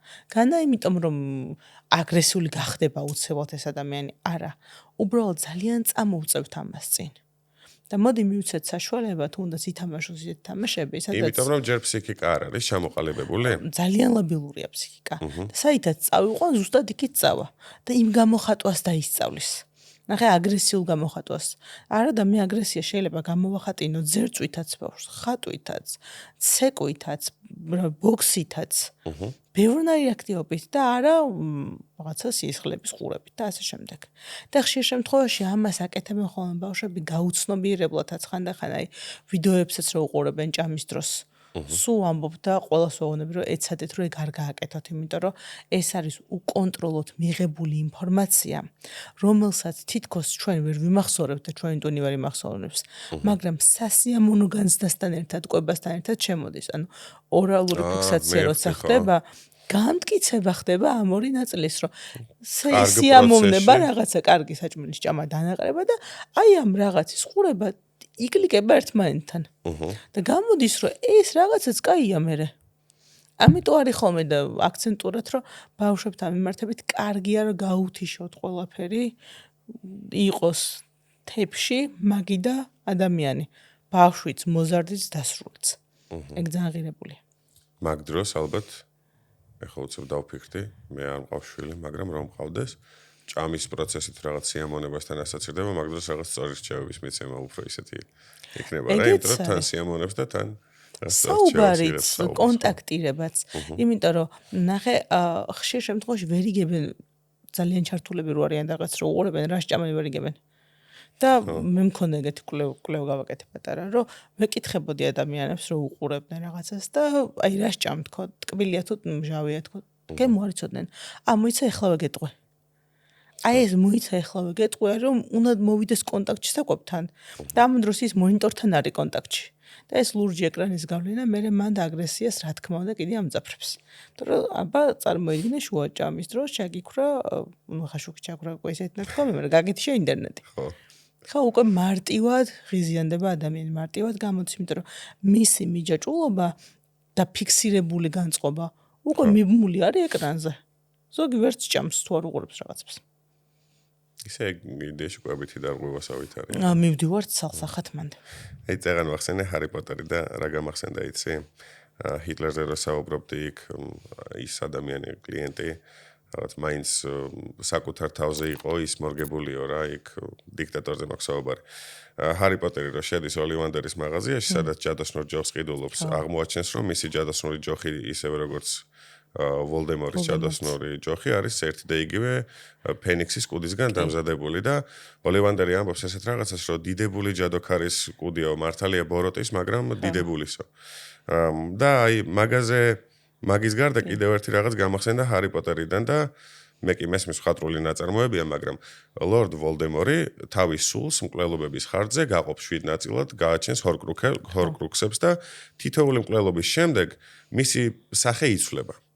მოძალადის სახეც თუ იცვლება, მას შემდეგ რაც რაღაც ამ შემთხვევაში ალბათ უფრო მაინც ფსიქოპათზე მაქვს საუბარი ვიდრე მოძალადეზე, ანუ ყოველი განხორციელებული ძალადობრივი აქტის მერე ადამიანის სახე რაღაც გამომეტყველება ყოველდღიურობაში თუ იცვლება. იმ მომენტში რომ შეიძლება ეგ თავის თავად იმგონია, მაგრამ მერე თუ არის. შემდგომ ამისა რა თქმა უნდა იცვლება. და ძალიან ისე დამახასიათებელია ხოლმე სახის ნაკუთებიც იცვლება მანდ. რაც უფრო მეტად არის ადამიანი ჩართული ამ ძალადობის ნაწილში და თუ კი ჩვენ საუბრობთ ძალადობიდან იღებს ის სიამოვნებას, მან ყოველთვის ენერგეტიკულად ეთყობა პირველი და ენერგეტიკულს შეგნებულად ამბობ, იმიტომ რომ მის ბიოველში აისახება ეს ყველაფერი და გინდა არ გინდა ვიზუალური გავლენა ამასაც სალსახად აქვს. ხედვაში ჩანს ძალიან ისე ძაფრად. თითქოს ვერ იგებ რატო გაშინებს ადამიანი, მაგრამ გაშინებს. შეიძლება ვერ ხვდებოდე როგორ ხდება რომ არ გსიამოვნებს მის გვერდზე ყოფნა. მაგრამ ხვდები რომ სხეული გაძლევს რაღაც იმპულსს რომ განგაშია, გაიქეთ, წადი აქედან. აი არ ვიცი თუ ქონი ეგეთი გამოცდილება, სადმე რო ხარ ან ტრანსპორტში ასე დღეს და ვიღაც ადამიანთან ახლოს გომა არ გინდა. კი. რომ უბრალოდ გაიწიო. მე არ ვამოფრე ხა ის ადამიანები აგრესიულები არიან, მოძალადები. რაღაც შინაგანი მე რო კარნახობს. სხეული გენდება რაღაც აკისი არ არის და მოდი გაიწიე, გაეცალე. შესაბამისად ვიზუალურადაც ეთყობათ და მთავარი ნაწილი რაც არის ენერგეტიკულად ეთყობათ, იმიტომ რომ ეხა არ მინდა ეს ეზოთერიკაში გამომივიდეს გადასვლა, მაგრამ მათი მართლა ეს აურა, ბიოველი იმდენად ნაგვიანებულია და ბინძურებულია, რომ მათთან კონტაქტი ეგეთი მარტივი არ არის და სასიამოვნო მით უმეტეს არ არის. ხო. მაგრამ თუმცა აქაც ისევ იმამდე მივდივარ როგორც წეგან ჰარი პოტერზე ის ვახსენე რომ ხატრულია, ასევე არის რაღაც სერიალები და იმ მანამდე ის ჰანიბალი რო ვახსენე. ჰანიბალი არის დახვეწილი, უსმენს კლასიკურ მუსიკას, პლუს არაჩვეულებრივი მზარეულია, მთელი ამბები და ანუ ხშირად მიმდინარეობს ხოლმე პოპკულტურაში რაღაცნაირი თითქოს გაფეტიშებასავით, რომ ანუ პირიქით ძალიან დახვეწილი მანერების მქონე ადამიანები არიან. რეალურ ცხოვრებაშიც არის 1-2 ასეთი ადამიანი, მე ვამბობ ცნობილ გახმაურებულ სერიულ მკვლელზე, რომელსაც მაღალი ემოციური ინტელექტიც ჰქონდა, IQ-ც ჰქონდა, თუმცა ამავდროულად ძალიან სასტიკები იყვნენ, მეთოდოლოგია თუ როგორ აკეთებდნენ თავიანთ საქმეებს, საერთოდ ისეთი იყო, რომ არც ღირს საუბარი. მაგ დროს რა ხდება, რის ხარჯზე ხდება ეს? ისე იმ განწყობების ხარჯზე, რომელიც დროთა განმავლობაში დაუგროვდა ამ ადამიანს. თუ კი ჩვენ ცალსახად უნდა გავაკეთოთ აქ აქცენტი იმაზე, რომ არ ვსაუბრობთ ჯანმრთელ ფსიქიკაზე ამ დროს. ჩვენ ვსაუბრობთ, რა თქმა უნდა, დაზიანებულ, ტრავმირებულ ფსიქიკაზე. და ეს ტრავმირებული ფსიქიკა შეიძლება იმდენად დახვეწილი იყოს, რომ რა თქმა უნდა. ხო? ძალიან განვითარებული, რა შეუშლის ადამიანს ხელს? ტრავმირებული რაღაც ცუდთან, ანუ რაღაც გაფუჭებულთან არ უნდა ასოცირდებოდეს. არა, ცალსახად ძალიან ცუდი. არა? საითაც მე გამოვიყენებ მას, ზუსტად ისე გამოვა. მაგალითად ეგ იგივეა, რომ იძახიან ადამიანები, რომ სტრესი ძალიან ცუდია. ეუსტრესი და დისტრესი არსებობს. ეუსტრესი არის პოზიტიური განცდებიდან წამოსული სტრესი, მაგალითად ლოტარიაში მოვიგე და გული გამისკდა სიხარულისგან, ან სიხარულის სრემლებით ვტირი და დისტრესი არის, რომ აი საშინელება მოხდა. რომ სტრესი არის ჩემი ორგანიზმის რეაქცია ნებისმიერ გარე გამღიზიანებელზე. ეს თქვა იმ კაცმა ჰანსელიემ, როცა იკვლია სტრესი. და იგივე გამოდის ტრავმის ნაწილზეც. ნახე, მე შეიძლება რაღაცა ტრავმა მივიღე, მოზარდობაში იქნება თუ ბავშვობაში თუ დასრულობაში, მაგრამ ამ ტრავმას როგორ გარდავქმნი? რა ენერგიად გარდავქმნი? ეს არის ჩემი მამოტივირებელი ძალა, რომ შევიცვალო რაღაც უკეთესი გავაკეთო, თუ ეს არის ჩემი მამოტივირებელი ძალა, რომ დავსაჭო ხალხი. აი მაგალითისთვის მან ძალიან კაი აქცენტი შეიძლება მოვიტანოთ ფილანტროპებზე. ადამიანები, რომლებიც განსაკუთრებით გაჭირვებაში ან ტკივილში იზრდებიან და როდესაც რაღაცა ფინანსურ მას მიაღწევენ, რა ვიცი, მატერიალურ კეთილდღეობას იწყებენ სხვა გაჭირვებული ადამიანების დახმარებას და ფინანსებას და შემდეგ. და ზოგი ადამიანი, როდესაც ძალიან დიდი გაჭირვებიდან მოდის, რასაკეთებს, იწყებს მოხვეჭას და ჩამოშორებას იმ სოციუმის თუ კი ვინმესთან რამე კონტაქტი ქონია, რომ აი არიქა და არ შემაწუხონ. ამიტომ ეგ არის იმ მეს ნაწილებთან დაკავშირებული, რაც ჩემი შემადგენელია, ვინ ვარ მე, როგორ მგონია, როგორი ადამიანი ვარ, როგორი მინდა ვიყო საერთოდ, იმიტომ რომ შეიძლება არც ვიცოდე როგორი ადამიანი ვარ ამ წუთას, მაგრამ იმდენად ვისწრაფვოდე, რომ შევქუნა ის ადამიანი, რომელიც სრულად ხატებაში მაქვს, რომ მე ჩემი მთელი ენერგია ამისკენ მომართო და რეალურად მოახდინა ცვლილებას. და არა ის, რომ მაგალითად მე ვიღაცა მაწყენია და ეხა ამის გამო დედამიწას დავშჭი. ხო, ანუ ესე იგი შეიძლება ადამიანი თან ტრავმირებული ფსიქიკის მქონე იყოს, თან ბევრი სტრესი ქონდეს გადატანილი და თან ამავდროულად იმდენად დახვეწილი იყოს, როგორც ფილმში არის ნაჩვენები ჰანიბალი. ხო. ერთი არის ის, რომ ჩვენ ამ ადამიანებს გულშემატკივრობთ ესე ეკრანზე. და ეგ ერთია. მეორე არის ის, რომ მაშინ როდესაც რეალურ ცხოვრებაში მსგავს ტიპაჟებს შეიძლება ალბათ მილიონში ერთხელ თუ წააცდება ადამიანის საუბარი ფსიქოპათებზე მაქვს. მან ბუნებრივია შიში ჩდება, მაგრამ ასევე არსებობს სტოკჰოლმის სინდრომი, როდესაც ადამიანს უყვარდება მოძალადე. აი, ცოტა ხნის წინ სადოზე და მაზოზე რო ლაპარაკობდით, მან კი მეტნაკლებად მივხვდი პასუხს, მაგრამ მაყურებლისთვის რო ჩავშალოთ, ამ მოკლე დროში სტოკჰოლმის სინდრომი. რა ხდება მაგ დროს გატაცებულის ან დაზარალებულის ტვინში მის გონებაში? სტოკჰოლმის სინდრომის სახელდება, ვინც მოახდინა, არის ფრენკ ოკლენდერი, რომელიც ფრენკ ოკბერგი, რომელიც ძალიან კარგი ადამიანი იყო და მქონდა პატივი, რომ ვიცნობდი მას და პირველად როცა შევხვდი, ვკითხე, რომ საიდან მოგაფიქრდა, მეთქი, რომ ეს დაგერქმია და საერთოდ გაგერკვია. სტოკჰოლმის სინდრომის მეორე სახელი აქვს ფიდელ კასტროს სინდრომი. და ხო, რეალურად წამოვიდა საიდან, როდესაც ფიდელ კასტრომ გაიტაცა ეს ადამიანები, ქალბატონები და ყავდათ ყოელობაში და როცა გამოიხსნეს, ეს გოგოები იყვნენ უკვე დიდები, მე მგონი 28-29 წელს, არ მახსოვს ზუსტად ახლა ტყუილი რო არ ვთქვა და ამბობდნენ რომ უყვარდათ ის. და ზოგ შვილებიც ყავდა მისგან. ის გამახსენდა, ჩვენ რო ყავდა ვიღაც ქართველი, GPI-ის ლექტორი. ხო, ეგ კიდე სხვა მომენტი იყო, მან დაიყვანა ისინი სტუდენტები. ხო, ეხა ბოლო მონაცემებით მე როგორც ვნახე, სადღაც ავსტრალიაში იყვნენ გადახვეწილები და მე იქ უკვე კვალი გაწყდა. მაგრამ ხო, შეიძლება მანდაც ვისაუბროთ სტოკჰოლმის სინდრომის მსგავს რამეზე, დარწმუნებით არ ვიცი. ის ამბავია. მან უფრო სექტის დამოკიდებულება მგონია და სექტანტური განწყობები მგონია, მაგრამ ფიდელ კასტროს შემთხვევაში და სტოკჰოლმის სინდრომზე როცა ვსაუბრობთ, მოძალადე უყვარდება ადამიანს იმიტომ, რომ ერთადერთი სიყვარულის ფორმა იციან ძალადობა. თუ კი მე დამასწავლეს, რომ ძალადობა არის ის, რითიც გამოხატავენ ჩემს მიმართ სიყვარულს, მე ესე მჯერა. შეიძლება ბავშვობიდან და შეიძლება პირველი სექსუალური გამოცდილებიდან. თუ კი ადამიანმა დაისწავლა, რომ მასზე ზრუნავენ, აჭმევენ, რაც დანიშნულოვანი ნაწილია, სასიამოვნო განცდები ჩდება მასში, მაგრამ ხანდახან ურტყავენ, შეიძლება შეჩათვალოს, რომ არის არა უშავს, ოკეი. რაზეც ვსაუბრობთ იმას, რომ თითქოს ისინი აბალანსებენ ერთმანეთს და მეორეს მხრივ სტოკჰოლმის სინდრომის ესე სიმძაფრეზე თუ ვიტყვით, მან რა არის დაცულობაც იყო. და ამბობდნენ ეს ადამიანები, იქ უფრო დაცული ვიყავით. იქ ყველაფერი კარგად იყო და უკან დაბრუნებას ითხოვდნენ. ამიტომ ჩვენ არ ვსაუბრობთ აქ ფსიქიკის ჯანსაღ განვითარებაზე, ვსაუბრობთ ცალსახად დარღვევაზე, ვსაუბრობთ იმაზე, რომ მანდ კლინიკური მუშაობა აუცილებელია მასეთ დროს და რა თქმა უნდა ვეხებით იმას, რომ ნორმალიზებული არ იყოს ეს აგრესიის გამოხატვა. რაც ხშირ შემთხვევაში თუ კულტურალურად შევხედავთ კიდე და ცოტა ქართულ კულტურას მოვარგებთ, იყო რაღაც პერიოდის წინ წახალისებული. აი, მინდა რომ ერთი აქცენტი გაგახსენო ირაკლი, სკოლაში თმები მომწიძგნეს. გეპრანჭება და მოგწიძგნა. ხო, მივხვდი. არაფრით არ შეიძლება. რა თქმა უნდა.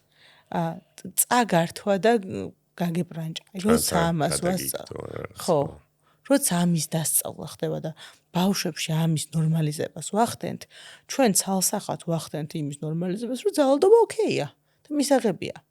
და მე არ ვარ ის ტიპაჟი, რომელიც რაღაცა განსაკუთრებულად რაღაცა ან ფემინისტური განცხადებებით გამოვიხატებიან ის, მე ვფიქრობ, რომ ყველა ადამიანი არის თანასწორი, აბსოლუტურად, კანონის წინაშე პირველ რიგში და შრომით ნაწილში. უბრალოდ ჩემი არჩევანი არ ამის გავაკეთებ თუ არ გავაკეთებ. და მე ძალიანაც რაღაც ხრივ ვარ მომხრე იმისი, რომ არ ვიყო რა ყველაფრის გაკეთება არ შემეძლოს. არ შემეძლოს რა კუთხით, მქონდეს უფლება რაღაცები არ გავაკეთო. ისევე როგორც ბიჭებსაც ქონდეს უფლება რაღაცები არ გააკეთო. მაგრამ თუ კი მე დასწავლის დონეზე დავასწავლე ჩემ თავს, რომ მე აუცილებლად, არ ვიცი, სიყვარულის გამოხატულება და პოზიტიური გამოხატულება არის, რომ ვიღაცა მირტყავდეს. რუსული ფრაზა ბიოთ значит любит. ხო. როგორც ყველაფერი მარაზმი რუსული. აი, ზუსტად ეგ არის.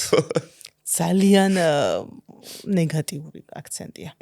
თუ კი მე ამას ვასწავლი ჩემ თავს, მე ჩემ თავს აუცილებლად გავწირავ იმისთვის, რომ სულ მткиოდეს. სულ უბედური ვიყო და მოჩვენებით ბედნიერებაში ხანდახან ვიცხოვრო. ესე იგი ფიდელ კასტროს სინდრომი, იგივე სტოკჰოლმის სინდრომი, მოდის იქიდან რომ ანუ საბოლოო ჯამში მათთვის რაღაც კარგი რაღაცის გამოხატულება ასოცირდება ძალადობასთან, მოძალადესთან და ასე შემდეგ. აი, გამიშთა ერთი ესეთ შეკითხვა, აი თმის მოწიწკვნასთან დაკავშირებით რა. იდეაში ალბათ მეც გამიკეთებია ეგ. არ მახსოვს, მაგრამ ანუ ყველა ვარიანტში მგონია რომ გაკეთებული მექნება ვიღაცაზე თმა მომიქაჩია, ალბათ. მაგრამ თავს ვერ დავდებ, მაგრამ 95% ვიცი რომ მიწერეთ მეგობრებო, ვისაც გახსოვთ. ხო, ჩემო კლასელებო, თუ უყურებთ ამ ვიდეოს, მისწერეთ. ნახე, ყველაფერს ხო ყოველთვის ვერ გავფილტრავთ, ანუ ყველა ქმედებას ესე მე მესმის რომ ეხლა ეს არის რაღაცა ისეთი ქმედება, რაზეც პრინციპში მეც 100% გეთანხმები, რომ კი მაინც მაგ მიმართულებას აიღებს ეგ ადრე თუ გვიან იმ გოგოს ფსიქიკაში, რომ ეგ ნორმალიზირებულია და მე სხვა რაღაცის ნორმალიზაციასაც მოახდენს, მაგრამ სულ ყველაფერს თუ კი ლუპით ვუყურებთ, აი დაუშვათ მის მოწიწკნას რაღაც მაგის ნორმალიზებისკენ წავიყვანთ მერე. ხო არ გაართულებს მერე ეგ ბავშვის აღზრდის პროცესს, რაც ვიცი რომ ისეც არა რთული, ისა მარტივი, მაგრამ ანუ აი ყველაფერზე ესე გაართულებს რეალურად თუ შეცვლის რამეს თუნდაც. რეალურად აუცილებლად ბევრ რამეს შეცვლის, იმიტომ რომ მინიმუმ ვასწავლი საკუთარ შულს, რომ როცა გირტყავენ, ანუ უნდა გაიქცან ხელი შეუბრუნო, არ ვიცი ეს იმ კულტურაზე, რომელ კულტურაშიც ვართ და იმ საშიშკარემოში. ვინ როგორ რომელი ოჯახი და რომელი სისტემა როგორ უყურებს ამ ყველაფერს. ამიტომ არ გავაკეთებ ამაზე ესეთ აქცენტს, მაგრამ მან მთავარი ნაწილი არის ის, რომ ვასწავლო საზღვრის დაცვა. თუ მე ვასწავლი ჩემ შულს საზღვრის დაცვას, გამიმარტივებს მეც და მასაც ცხოვრებას. იმიტომ რომ დასაწყისში რატო დაგის ეს შეკითხვა? ნახე, როცა ეს ამოიჭრება და დაიდება, გავზარდეთ ჩვენ შვილები და რაღაცნაირად გაიზარდნენ კარგები. მსგავსი კომენტარი ყველა ვარიანტში დაიწერება. ანუ წიწკნი და დაუშვათ ჩემ შულს ვიღაც, მაგრამ მე მიყავდნენ და კარგი გავიზარდე. აი, ასე დროს მეც ხშირად მსმენია და სესიაზეც მსმენია კლიენტებისგან, არა მარტო, თქვა YouTube-ზე და განსაკუთრებით სოციალურ ქსელებში. მე მინდა ამ ადამიანებს ვკითხო და ძალიან გულწრფელად ვკითხო. როცა შენ გირტყავდნენ და მეუბნები რომ გავიზარდე ძალიან კარგი. ქსიამოვნებდა რომ გირტყავდნენ? კარგი იყო? ან იქნება დარტყმის გარეშე უფრო უკეთესი გაზრდილი ყავი. იქნებ როგორი იზრდებოდი დარტყმის გარეშე. და იქნებ საერთოდ არ გჭირდებოდა დარტყმა და თხოვნა ჭრიდა. იქნებ ეს არ იყო ის რომ მასთი და ხანდახან მსმენია ხოლმე რომ ამბობენ რომ აი მეტი არ იცოდნენ. მე არ მჯერა მაგის რომ არ იცის ადამიანმა რაღაც რას აკეთებს. მეც ეგ მგონია. მან მოუყვები ყოველთვის იმას რომ არაცნობიერად ყოველთვის იცის და თუ კი ადამიანს არ აქვს იმის უნარი რომ თავისი რაღაც ნერვული სისტემა მწყობრში მოიყვანოს, ძალიან რთულია მას მივცეთ დავალება, რთული დავალება გაზარდე შვილი. ამიტომ ყოველთვის ამბობ ხოლმე რომ სანამ გადაწყვეტავთ რომ ყავდეთ შვილი, დაფიქრდით რისთვის გინდათ ეს შვილი, ვისთვის გინდათ. სიბერეში წყლის მომწოდებელი ფუნქციით გინდა იყო მშობელი თუ გინდა ყავდა შვილი. ხო. თუ შენ ხვდები და აცნობებ, რომ ეს არის ინდივიდი ადამიანი, რომელიც შენთან არის გარკვეული დროით მოსული, აი ძალიან კაი ფრაზა აქვს იანუშ კორჩაკს. აი საოცრება. ეს არის ბავშვი, რომელიც შენთან დროებითო მოვიდაო და შენო გაქვსო ვალდებულებაო, სანამ მასო ჭირდებაო, ცოტა ხანი იზრუნო მასეო, გამოყვებო, მისცეო სიყვარულიო და თავის დროზე გაუშვაო. აი ეს არის ოქროს ალბათ ფორმულა, რაც ყველა მშობელს გათვალისწინებული და დანახული უნდა კონდეს ორსულობის პირველივე ეტაპიდან. იმიტომ რომ ბავშვები არ არიან მშობლების საკუთრებები, ბავშვებს არ აქვთ ფუნქციები, არ ვიცი, გადაარჩინონ საგვარეულო, გაწმინდონ საგვარეულოში არსებული საშინელებები და მანიაკალური ქცევები, ბავშვები არიან იმისთვის, რომ იცხოვრონ, განვითარდნენ და შექმნან საკუთარი თავის ძალიან კარგი ვერსიები. და მშობლის ფუნქცია არის დაეხმაროს ამაში. და თუ არ შეგიძლია დახმარება, სულ მცირე ხელი არ უნდა შეუშალო. საინტერესო იყო. მოვინიშნო მე მაგ ადამიანს და მე ჩაუждები. როგორც ოდესღაც მომავალი მამა რო ვიქნები მაგის გაგზავნებული. აი კონტენტთან დაკავშირებით მაქვს ერთი ესეთი შეკითხვა, ნახე. მე იმ ვიდეოში სადაც საუბრობ იმაზე თუ ბრწყალებში რატომ გვიზიდავენ ფსიქოპათები და რატომ ვუყურებთ მათ. მაქვს ხაზი გასმული იმაზე, რომ ჩვენ უსაფრთხო გარემოდან ვუყურებთ იმას, თუ როგორ დაესხა ვიღაცას თავს, დაუშვათ შაუბნელ ჩიხში და ამის შემდეგ ჩვენი არაცნობიერი იმახსოვრებს იმას, რომ შაუბნელ ჩიხში შესვლისას ბევრად უფრო კარგად მიმოვიხედოთ. ანუ ეგეც არის რეალურად თუ მოქმედებს ტვინისთვის ეგ, იმიტომ რომ თავის დროზე მაშინ როდესაც ჩვენ რაღაც კოშმარები როცა გვესიზმრება, ადრე ეს კოშმარი იყო ის, რომ ანუ ორგანიზმი სულ მზადყოფნაში ყოფილიყო, სადღაც ლომი არ გამომხდარიყო ან რაღაც გავსი. აქაც ეგ არის? ტონუსის ნაწილია, რა თქმა უნდა, რომ ტონუსშია ყოველთვის ფსიქიკა და სხეული და მან კიდე ერთი ნაწილია განუხტვა ხდება იმ დაგროვილი სტრესების, რომელიც დღის მანძილზე ადამიანს აქვს. მაგალითად, იგივე საშინელებათა ფილმებს როცა უყურებენ ადამიანები და იგივე ასეთი ტიპის, მოდი ესე ვიტყვი, აგრესიებს, ხო? მან რა ხდება დაგროვილი, გაჭედილი, გაჩერებული ემოციები უნდა დაიშალოს. იგივე სიცილში, ტირილში, იქნება ეს თუ რა ვიცი, პანიკაში ხდება განტვირთვა სხეულის. იმიტომ რომ ემოციების გამოხატვის და გამოსვლის ერთი გზა არის. აქ არ არის რომ მე ტკივილს ჩავკეტავ და სიხარულს გავატარებ, ვერ გაატარებს სხეული და ფსიქიკა. ერთი გზით გადის ემოციების შესაბამისად, თუ კი მე რაღაც ემოციებს ვერ ვარეგულირებ, ვერ მოვდივარ კონტაქტში, ხშირ შემთხვევაში მე ვირჩევ მძაფრი ემოციების განცდას იმისთვის, რომ დავცალო სხეული. არაცნობიერად დავცალო ფსიქიკა და მივცე ჩემს თავს საშუალება, რომ ცოტათი ოდნავ უფრო დასვენებულად დაცლად იგზნოს თავი. იგივე ნაწილი მოდის მაგალითად საშიშ ატრაქციონებზეც. აი ეს ამერიკული გორკები და ეგენი ხო? ბისმიერზე, ვისთვისაც რა არის საშიში. აი ეს შიშის განცდა ამპლიფიცირებას აკეთებს ემოციების და შემდგომ ხდება დასვლა. თითქოს განულება და რაღაც იძახიან ხოლმე, რომ დავრეფრეშდი ახლად ვგზნობ თავს. ხო, იმიტომ რომ ის შეკავებული რაც იყო, დაყარა ხელი და გაუშვა და გაიქცა. ანუ რაღაც დაიცალე იმისგან. დაიცალე არის და მანც უმახსენდება, რა თქმა უნდა არ ვახსენებ ფილმს. ერთ-ერთ კინოში, მოკლედ ჩემს დაქალთან ერთად წავედი და ავარჩიეთ საშინელებათა ფილმი. რატომღაც ეს საინტერესო პერიოდი იყო ჩემს ცხოვრებაში. და მოკლედ კადრი არის ეგეთი, რომ მონაზონი მოდის ძალიან ახლოს ეკრანთან და რაღაცა საშინელებებს ხავს. მეგეთქვით ფილმის სახელს, ვიცი. ძალიან საშინელებებს ხავს და უყურებ და ოკეია და ხალხი ზოგი კივი ზოგი ის. არ გაქვს ხო ეს? არც მე არ მაქვს ხოლმე. ანუ რეაქცია არ მქონდა. ძალიან სახალისო იყო უყურებდი. რაღაც მომენტში ვიღაც ადამიანმა აქ კიდეში ვიჭი და გამოიარა თეთრი პერანგით. და ძალიან ახლოს რომ გამისწორდა ისტერიული კივილი ავტეხე. და ჩემს განცდაში ის კადრი გამიცოცხლდა აი აქ. რეალურად ეხა გვერდიდან რომ უყურებ ზუსტად ვიცი რომ იმ პერიოდში ძალიან დატვირთული ვიყავი, სამსახურებრივადაც დასვენება არ მქონდა და ეხა ხვდები რატომაც მოვხვდი იმ ფილმზე და რა საჭიროება იყო. მაგრამ ის კივილი დამიჯდა იმას რომ მთელი კვირა მე აკანკალებული სახლში ვიყავი. გარეთ არ გამოვდიოდი. მართლა ეგრე. არა შიშისგან, არამედ უბრალოდ ფიზიკურად დაღლილი ვიყავი. აი გავაცნობიერე რომ გადავიწვე. და მეთქი დასვენების დროა.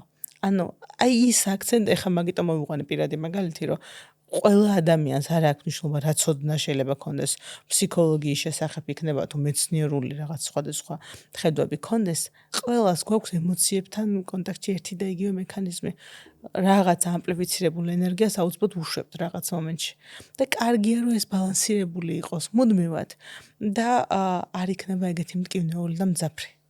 ამიტომ მნიშვნელოვანია რომ უსმინოთ საკუთარ თავს, გამოვხატოთ ემოციები და აღარ მოგვინდება ვიყოთ საადო მაზო რადიკალზე. აი მე მაგალითად არ მახსოვს ბოლოს როდის უყურე ჰორორს, ან როდის მქონდა ის მომენტი, რომ მოდი რამე ჰორორს ვუყურებ. რაღაც მხრივ იმიტომ რომ დრო აღარ მრჩება ამ კონტენტის შექმნის ხარჯზე და მაგასთან დაკავშირებითაც იმდენ ჰორორს უყურებ უკვე შეგარგენა. როგორც ფსიქოლოგი რას ფიქრობ? ერთი არის ის, რომ ჩემი მაყურებელი უყურებს ჩემს ვიდეოს, მეორე არის ის, რომ მე ბევრი რაღაც ვერ მიმოქვს მაყურებლამდე, მთელი რიგი ცენზურის გამო, სულ რო YouTube-ს არ კონდეს, მე მოქვს ჩემ თავთან ის მომენტი, რომ შეიძლება ან არასრულწლოვანმა ჩართოს ვიდეო, მიუხედავად ჩემი გაფრთხილებისა, ეგ გაფრთხილება იქნება პირიქით მწვანე ჟუკივით რა. და მაგის გარდა ნუბუნებრივია YouTube-ის ამბებიც.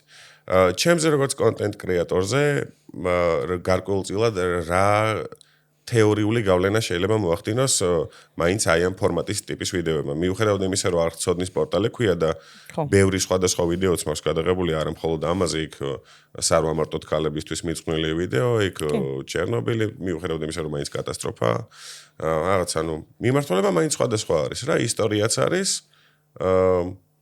რაღაცა ისიც არის ძალადობაც და ფსიქოპათებიც და ისტორიაც და აი ყველაფერი რა. მაგრამ მაინც ძირითადი ხაზი ადამიანის ემოციების გაღვიძებაზეა რა. მე როცა უყურებდი სხვადასხვა ვიდეოებს შენს არხზე, მქონდა ეგეთი უცნაური შეგრძნება. და შეგრძნებას გავაზიარებ. რა ხდება მეთქი მასთან? რას ეძებს ესეც თქო? და იგივე შემიძლია ვიკითხო ახლა შენთანაც. ჩემთან? რა ხდება შენში? რა არის რასაც ეძებ? როგორც კონტენტ კრეატორი რიცხვება მაჩვენა მე სხვადასხვა მიმართულებებს გეტყვი და მე თავად აერჩიე რომელი პასუხი არის შენი კითხვისთვის დამაკმაყოფილებელი. როგორც კონტენტ კრეატორი ბუნებრივია პირველმა გავარდნილმა ვიდეოებმა მაჩვენა რომ რიცხვები ამას მოაქვს და ანუ ამას ვინც რაც არ უნდა თქვას მარტო იმიტომ ვქნი კონტენტს რომ ემომწონს მთლად ეგრეც არ არის მაშინ შევქმნი და არ ავტვირთავ და შესაბამისად მოთხოვნა რაზეც არის მიწოდება მაგის მიმართულებითაც იზრდება მეორე არის ის რომ ზოგადად მისტიკა მიყვარს ბავშვობიდან შერლოკ ჰოლმსზე და აგათა კრისტიზე გაზრდილი ადამიანი ვარ და აი ეს ამოუცნობი რაღაცის გამოკვლევის პროცესი ჯარტყობის უღელტეხილი იქნება ეს თუ ზონა 51 ან ჩემთვის საინტერესოა მიუხედავად იმისა რომ წარსულში ვერ წავალ და ვერ გავიგებ იქ რა მოხდა აი ეს რაღაც კვალი რო დატოვა ვიღაცამ რაღაცა ის ფაზლების აწყობა ოღონდ მათ შორის ფიზიკურადაც ის 1500 ნაწილიანი ფაზლებიც ყოფილა შემთხვევა რომ დაამждар ვარ და ამომიხსნია და რაღაც 10-12 წლის ასაკში იაპონურ კროსვორდებს ვავსებდი ხოლმე არ ვიცი რატო ბებედი კაცივით ეს სათვალების გარეშე ვიყავ ეგ და მაგის გარდა კიდევ რა იცი ვიდეოს დასრულების მერე 1-2 ვიდეო თუ იქნება რომელიც თავიდან ბოლომდე ნანახი მაქვს იმიტომ რომ ნუ მონტაჟით მე ვამონტაჟებ და 7-ჯერ ვისმენ ერთ და იგივეს მერე კიდე ერთხელ აღარ მინდა მეპას ვიდეოს დასრულების შემდეგ აი ეს მომენტი აი ეგ რო ვა აღარ მომიწევს ეპშტაინზე ლაპარაკი საინტერესოა ეგ ცოტა იმას გავს ანეკდოტი როა 42 ფეხი რო აქვს და 39-ს რო იცვამს რო გაიხდის შვება იგზნოს მაგრამ რაღაცა ეგეთიც არის კი ნახე ჩემი შეკითხვა კიდე უფრო განსხვავებულია მაგ კუთხით შენ ვის ეძებ შენ თავში მე ჩემ თავში